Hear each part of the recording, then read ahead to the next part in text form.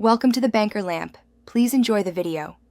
You begin by locking in purpose and voice so every sentence pulls the same direction. First, scan the source and pick 3-5 essential events or details to narrate.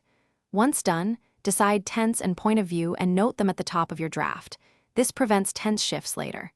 Then write a focused opening sentence that names the main action and time. Keep it short, that anchors the reader and gives you a clear target for your next sentences.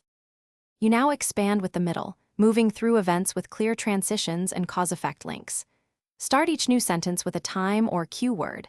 Then next, meanwhile, to guide the reader through chronology. Make sure to explain why things happen, not just what happened, so the narrative feels connected.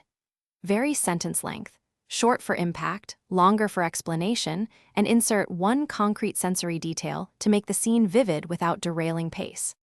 You finish by stating the outcome or a brief reflection that ties back to your opening. Keep the final sentence decisive and reflective, showing consequence or meaning. Once written, read the paragraph aloud to catch tense slips, awkward phrasing, or missing links. Hearing it reveals pace issues.